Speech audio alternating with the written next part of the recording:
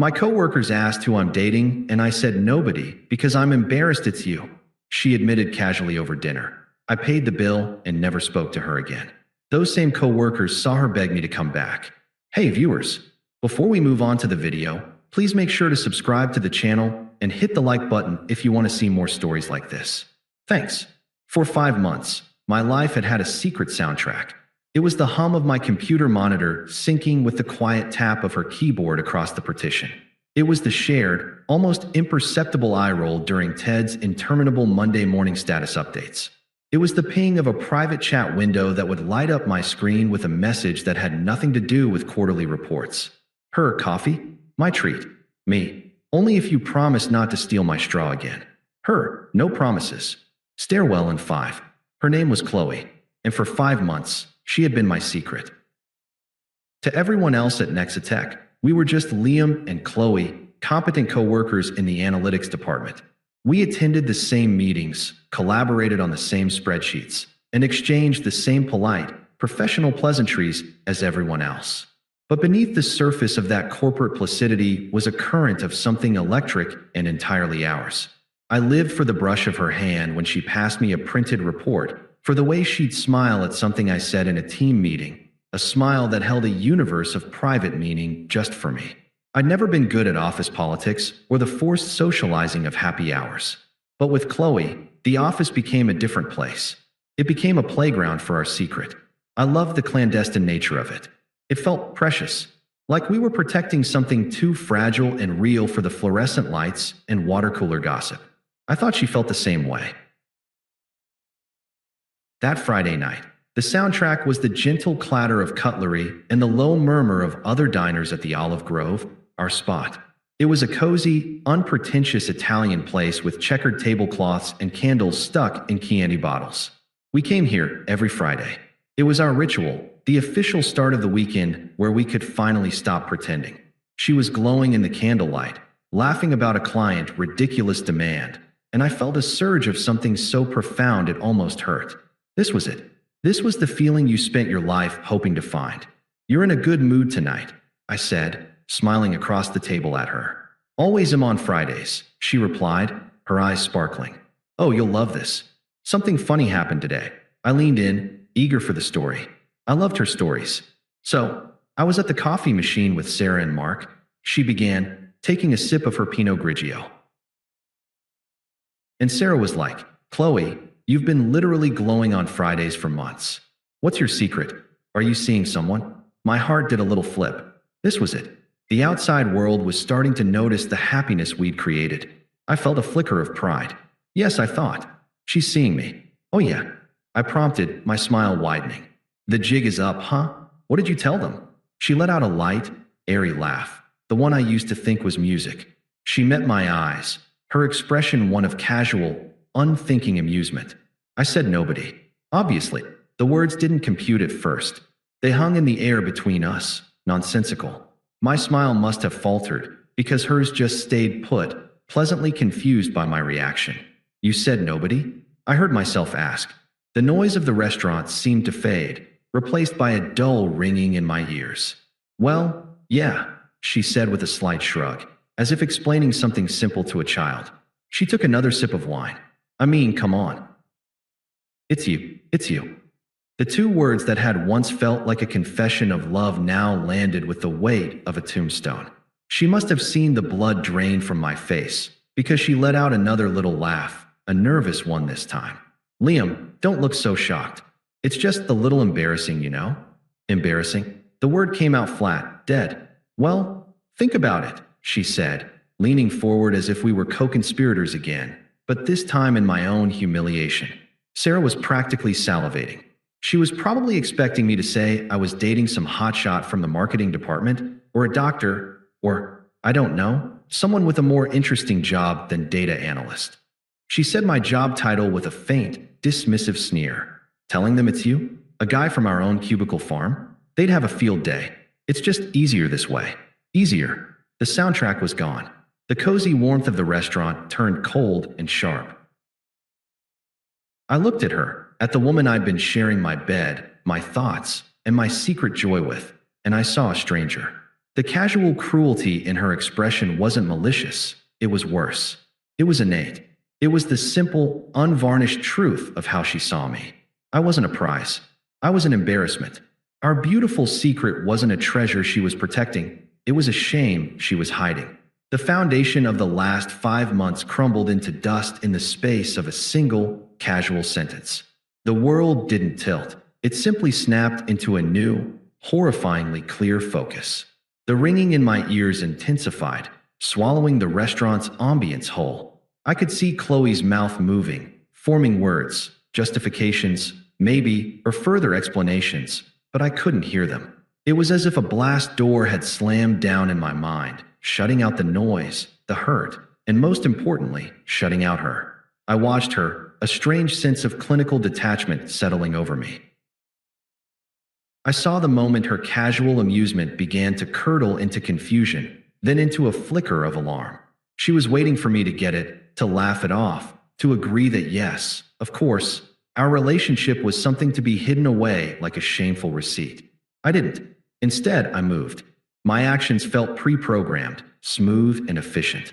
I raised my hand and made eye contact with our waiter. A sharp, slight gesture. "Liam, say something." Qley's voice finally pierced the static. It was laced with a nervous edge. "God, you're not actually upset, are you? It was a joke. You're so sensitive." The waiter arrived. "Yes, sir? Another drink." "The check, please," I said, my voice remarkably steady, a flat plane of calm. Separate. Qley's voice went up an octave. "What are you doing?" "Liam, come on. Don't be like this. It's not a big deal." I didn't look at her. I kept my gaze on the waiter until he nodded and retreated. Then, I finally met her eyes. The warmth I usually felt there was gone, replaced by a cool, assessing clarity. It was the look I gave to a spreadsheet full of errors. "You said it was easier this way," I stated, the words devoid of all emotion. "I'm agreeing with you. This makes it easier." I pulled my wallet from my jacket pocket, the movement crisp and deliberate. I counted out exact cash for my half of the meal, plus a generous tip. I didn't want to wait for a card machine. I wanted a clean, financial severance. "Liam, this is ridiculous," she hissed, her embarrassment now turning to anger. "You're overreacting. You're going to throw away what we have over one stupid comment." I placed the money on the table, the bills neatly aligned. I stood up, pushing my chair back. The legs scraped against the tile floor, a final, grating sound. "What we had," I corrected her softly, "was a fiction I was apparently writing by myself." "Goodbye, Qley." I turned and walked away. I didn't look back. I didn't slow down. I walked out of the olive grove, the bell on the door jingling a cheerful farewell behind me. The cool night air hit my face, and I took a deep, shuddering breath that felt like the first one I'd taken in 5 months. On the 20-minute walk home, I pulled out my phone. My fingers were steady. I navigated to her contact, hit block this caller, and confirmed without a moment's hesitation. Then I deleted the text thread, a long, scrolling history of our secret life vanishing into digital oblivion. It wasn't an act of rage. It was administrative. It was necessary disposal. The silence that filled my apartment that weekend was profound. It wasn't the lonely silence I'd known before her. It was a clean, purposeful silence. The ghost of her perfume wasn't a haunting. It was a smell that would soon fade. I didn't break down. I didn't cry. I felt empty. But it was a productive emptiness, like a cleared-out room ready for a fresh coat of paint. Monday morning, I put on a crisp, blue shirt. I walked into Nexitech at 8:58 a.m., my usual time. My heart was a steady, neutral drum in my chest. I saw her immediately, hovering by the coffee machine. Her eyes snapped to me, wide and anxious. She looked tired. She opened her mouth, a silent plea ready to form into words. "Morning," I said. It was a neutral, professional greeting, the same one I'd offered to Ted from accounting.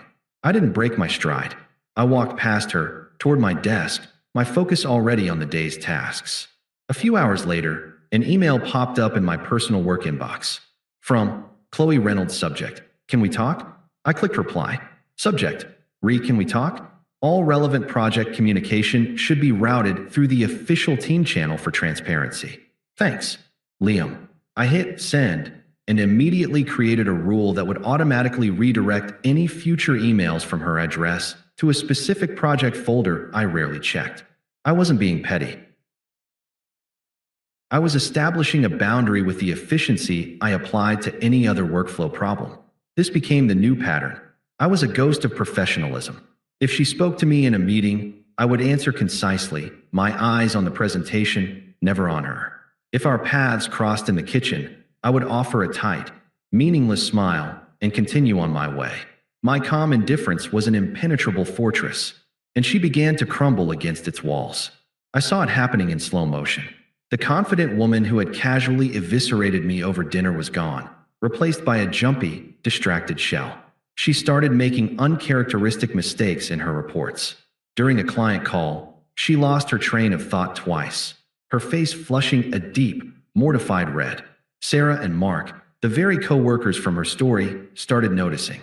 I saw them shooting her concerned looks, then confused ones, when they saw my utter lack of reaction to her downward spiral.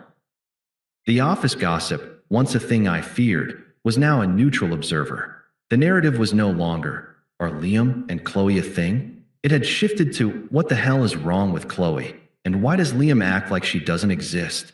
The silence I had wielded was no longer just my shield. It had become her prison. She was trapped in the consequences of her own words, and everyone was starting to see the walls close in. But for me, the office was quiet again. I had my work. I had my peace. And that was enough. For now. The Project Sigma wrap-up drinks were held at the Brass Tap, a generic but spacious bar downtown. The entire analytics team was there, the air thick with the forced cheer of a mandated social event. I was there, playing my part. I laughed at Ted's bad jokes, discussed the NBA playoffs with Mark, and listened to Sarah's vacation plans. I was a model of pleasant, superficial engagement, and I never once looked at Qley. She was a vortex of nervous energy on the periphery of my vision. I could feel her watching me, a tense, anxious presence. She'd been drinking white wine quickly, the glass rarely empty for long. The careful professionalism I'd maintained was clearly driving her insane. She needed a crack, a fissure in my calm, and I had given her nothing. The moment came as I was returning from the restroom. She intercepted me in the narrow, slightly darker hallway that led back to the main bar. Sarah and Mark were standing at the end of the bar, maybe 15 feet away, close enough to hear a raised voice. "Liam, please." Her voice was a strained whisper. She stood directly in my path, her eyes wide and glistening. The smell of her perfume was suddenly overpowering, mixed with the sharp tang of alcohol. "This is insane.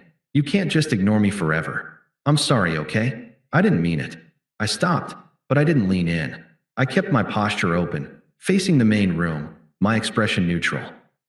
"You should get back to the group," I said, my tone suggesting she was blocking traffic. "It was a stupid thing to say," she pleaded, her voice rising. She reached out and grabbed my forearm, her fingers tight. A public, possessive gesture. From the corner of my eye, I saw Sarah glance over, then quickly look away, pretending not to watch. "Please, I miss you. I miss us." I looked down at her hand on my arm, then slowly, deliberately, back up to her face. I didn't shake her off. I just peeled her fingers away, one by one, with a calm, firm pressure. My touch was cool and impersonal. "You're making a scene, Qley." "I don't care," she hissed, but her eyes darted toward Sarah and Mark, confirming that she very much did. I was embarrassed because I like you so much. I didn't know how to explain it to them. It came out wrong. There it was. The rewrite. The attempt to gaslight the both of us into believing her cruelty was a twisted form of affection. A week ago, it might have worked. Now it was just noise. I took a small step back, creating a physical chasm between us. My voice was low, but perfectly clear in the hallway's acoustics, carrying just enough. "There's nothing to explain. We're co-workers. That's all we ever should have been." The finality in my tone was absolute. It wasn't angry. It wasn't hurt.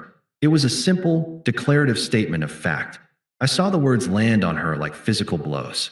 Her face, already pale, went ashen. Her jaw trembled, and for a terrifying second, I thought she might actually crumble to the floor. I didn't wait for her to recover. I sidestepped her, walked back to the group at the bar, and picked up my soda water with lime as if I'd just been briefly detained by a lost tourist. "Everything all right?" Mark asked, his voice low. "Fine," I said, taking a sip. Chloe just had a question about the Project Sigma archives. All sorted. I didn't look back down the hallway. I didn't need to. I could feel the scorching heat of her humiliation from across the room. The power dynamic, once so brutally defined by her, had not just equalized, it had flipped entirely.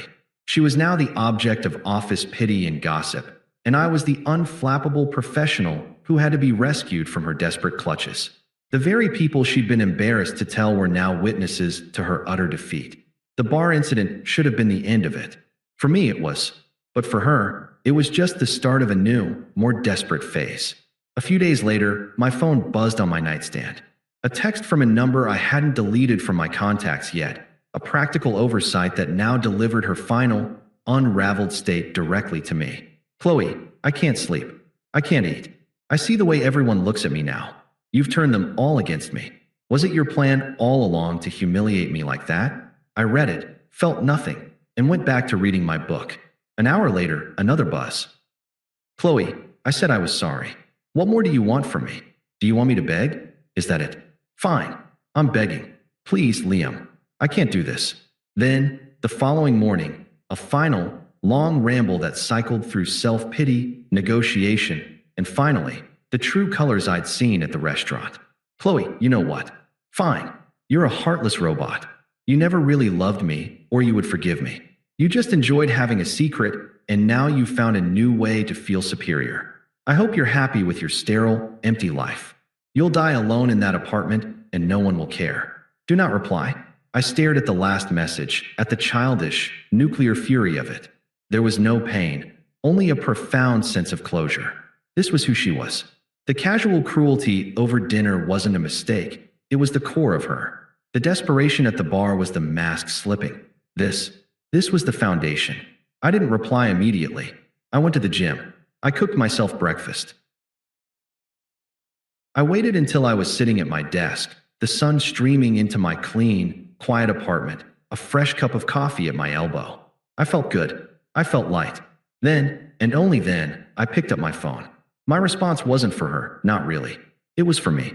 The final entry in a logbook I was about to close forever. Me. Chloe, I've moved on. Your words at dinner didn't break my heart. They cleared my vision. What you want now isn't me. It's the attention of the man you were embarrassed to be with. That man is gone. Do not contact me again outside of work necessities. I hit send. There was no instant reply, no typing indicator, just silence. The beautiful, clean silence I had reclaimed. I deleted the entire message thread. I went into my contacts and permanently deleted her number. The administrative severance was complete. I looked around my apartment. It wasn't sterile or empty. It was peaceful. It was mine. The ghost of her perfume was long gone, replaced by the simple scent of coffee and clean laundry. She had tried to make me feel small, to make our connection something shameful. But in doing so, she had given me the greatest gift, the blinding clarity of her true nature and the quiet strength to walk away without a backward glance. She was a coworker, a problematic one I had successfully managed, and I was finally, unequivocally free. Thanks for watching. Make sure to subscribe to the channel and hit the like button. What do you think about this story? Share it in the comments.